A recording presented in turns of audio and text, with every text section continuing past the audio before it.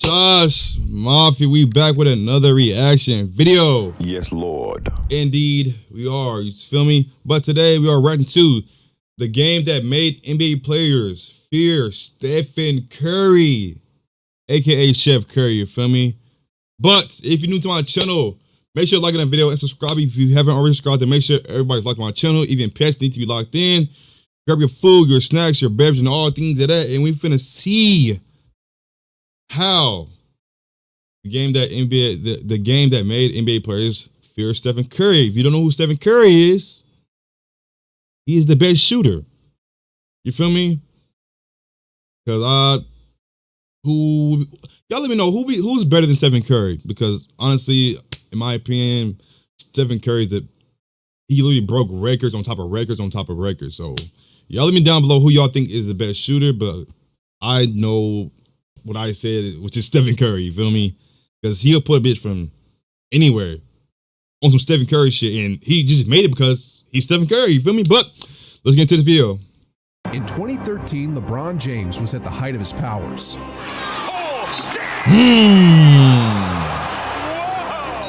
At the same time, Carmelo Anthony was mounting his own campaign. Jello Mello. Smack on. And then out west, Kobe Rest in peace, Kobe. For one more run at the top, still carrying the Lakers on his shoulders. Rest in peace to the Mamba. Rest in peace to Kobe. This was the NBA in 2013. A league where a 20-point lead meant the game was over, where defenses guarded the paint first and the three-point line second, where stars lived in the mid-range. But then, out of nowhere, this happened. Curry. Smack on. Steph Curry springs free. The dribble. Smack on. Pull up. Curry shit. Smack on.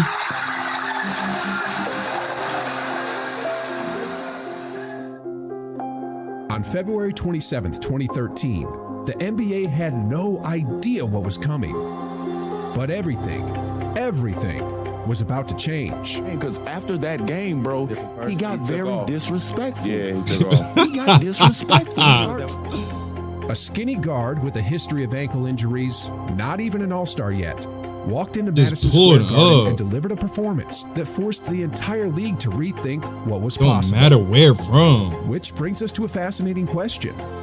If the three-pointer had been around for decades, what exactly did Steph Curry do on this night to make himself someone the entire NBA feared?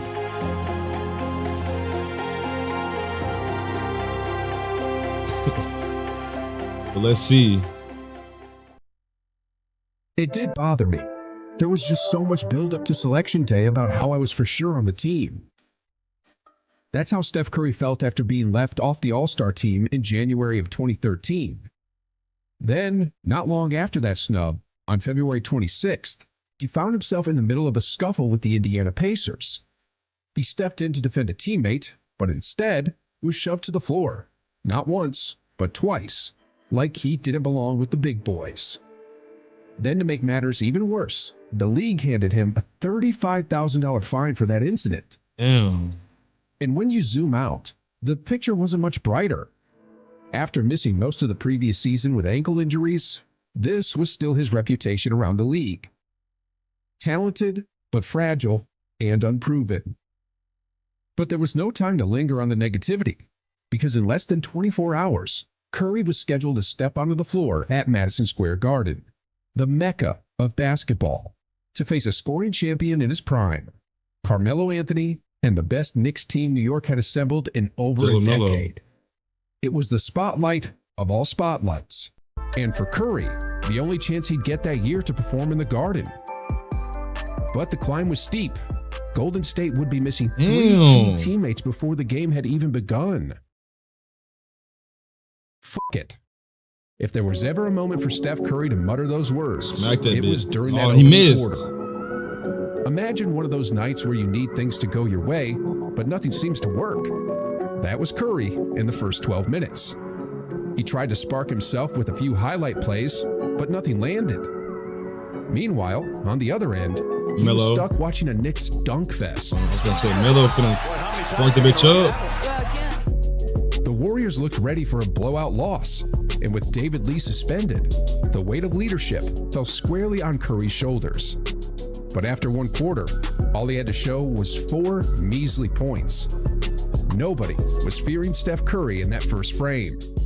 But the next 36 minutes were about to change everything. Let's see. Have you ever heard of the phrase, shooters only need one to go in? Well, that's exactly what happened here. Curry sank the technical free throw, and suddenly, the rim looked like an ocean. It started with him walking down his defender and draining a cold-blooded 3 right in front of his face. Pull up. Then, on the Smack very him. next play, in transition, when the Warriors had the numbers 4-on-2, Curry shoots gonna a pull that quick bitch up. transition 3. Pull up. Splash, splash, butter, Splash. baby. This was something the game had never seen before. I mean, a transition 3 with 22 seconds still on the shot clock? Damn, worry about that Like, shit. Just look at his defender. You could tell this was the first time Raymond Felton had ever been scored on like this. His positioning says it all. At this point, everyone could start to see. Curry was operating in a world of his own. I'm like, the confidence is changing. G, he going back to Davidson on us. bro. For one coach, the question was whether to rest him. For the other, it was how to stop him. Well, New York's answer was a young, athletic defender, Iman Shumpert. To be fair, he looked solid guarding him. That was, until Curry started showing there was a lot more to his game, unveiling the rest of his arsenal. Drawing double teams, finding the open man, attacking the He's rim, passing. still scoring at will. 3 people By on him. halftime, the numbers said it all. 23 points in the quarter, 27 for the half. Now, I don't have inside information, but it's safe to say the Knicks' halftime locker room talk centered on one thing: how to stop this 24-year-old three-point trigger happy Shit, you maniac. can't. Little did they know, however, they couldn't. To open the second half, the Knicks' strategy was obvious. Every pick and roll, every touch, Curry would be blitzed, and the ball Two forced out of his people. hands. Against anyone else, that plan might have worked. But they soon realized Steph Curry wasn't like most players. Yep. He was too quick, too smart. With Curry, those doubles never worked the way they were supposed to. They just make more people open. There was nothing they could really do to contain him. Yeah. How could you possibly contain this? The Warriors have connected on 14 of the last 16. Smack on. 15 of 17.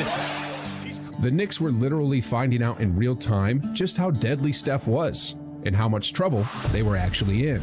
I'm like, oh man, what the this nigga got like 30. I'm like, bro, he put bullets in us, bro. Like, what y'all mean? It's not cool. Foul him, hit him.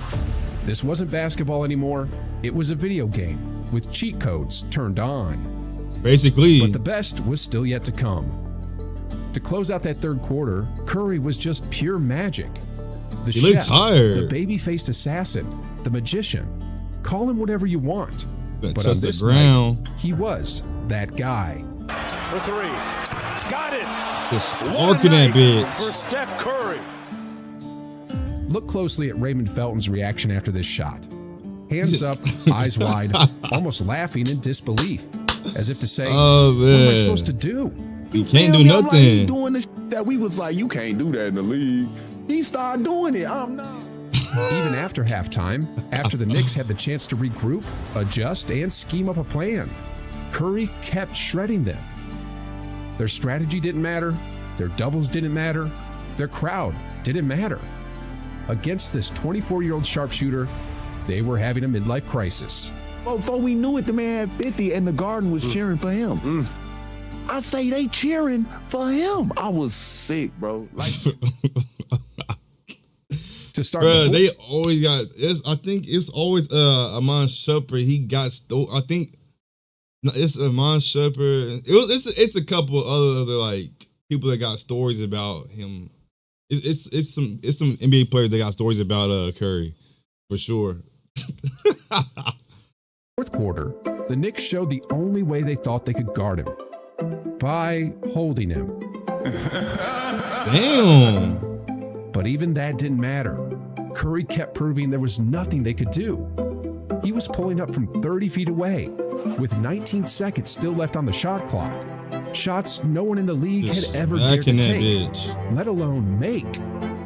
You famous. Yeah, falling and Oh, no, bro. Now he talking to the crowd. He pointing at fans.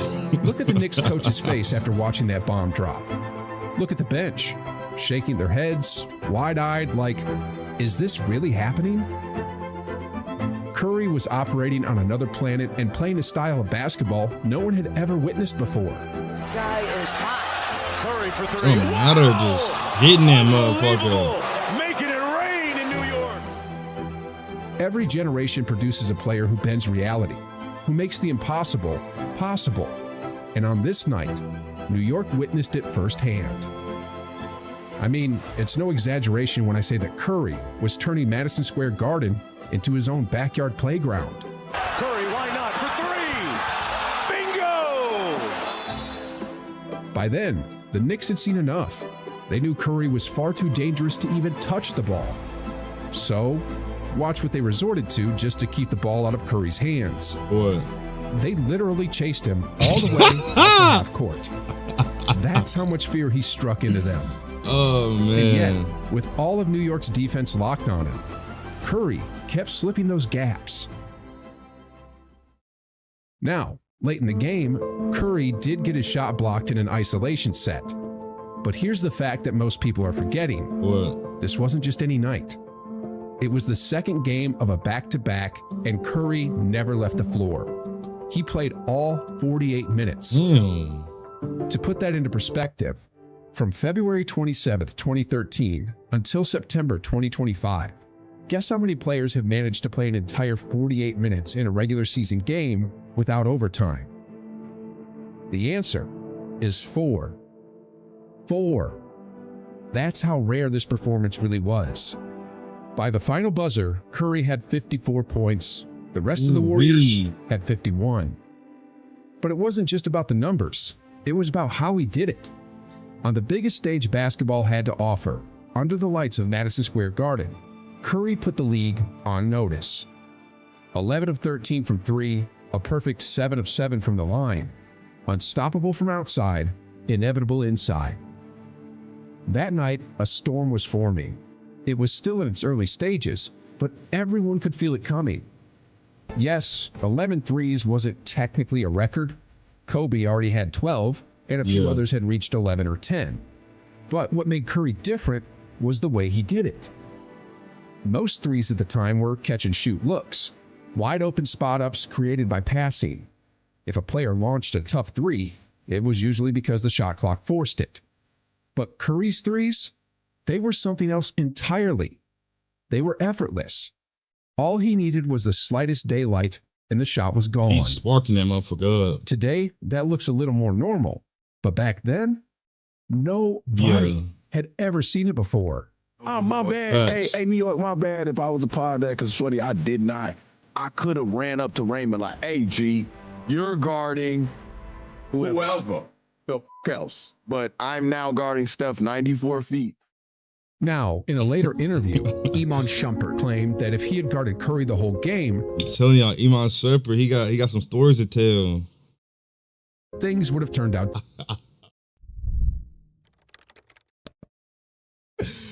The video.